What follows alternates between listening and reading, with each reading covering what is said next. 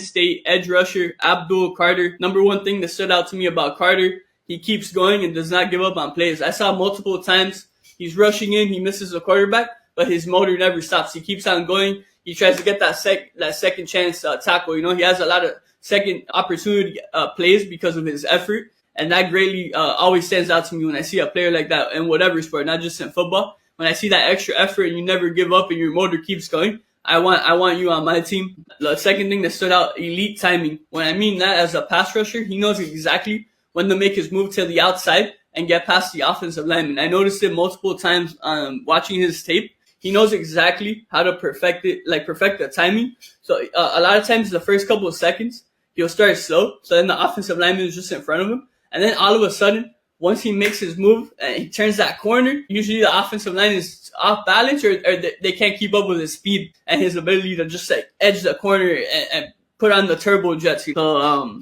that greatly stood out, that elite timing from Abdul Carter. And obviously, a quick little note here, since he is a pass rusher, you go back to the Super Bowl. What was the bread and butter and the main recipe for success for Philly? Their pass rushing department was absolutely incredible. They got a Super Bowl record, I think second most sacks in Super Bowl history, like 7 or 8 sacks.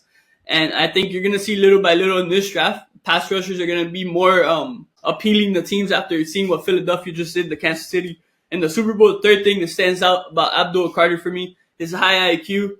And it goes back to you could go back and reference back to my previous point of his elite timing. In order to have that elite timing and knowing how to perfect that, and when you have to break and rush to the quarterback, that all goes back to intelligence at the end of the day. And Abdul Carter is a very high IQ pass rusher coming into the NFL. The fourth thing, elite athleticism. That's another thing I noticed. He's one of those pass rushers that he's kind of like call him like a Jason Taylor, Greg Russo, Jalen Phillips, where they're big guys, obviously big body guys, super tall, but they're like somehow they're super athletic at the same time. They're as athletic as a wideout or a running back. That's something else that stood out to me about Abdul Carter. And I feel a lot of times he's gonna wreak havoc with his ability to block passes at the line of scrimmage as well. I could see him being one of the top leaders already in his rookie season in terms of defensive linemen batting down passes and even leading the interceptions, whether it be him catching or him tipping the ball and another defensive player on his team capturing the interception. And then the fifth thing I wrote down, he's a game wrecker. When I mean game wrecker, I think of Micah Parsons, I think of TJ Watt, Nick Bosa. He's one of those extra special pass rushers that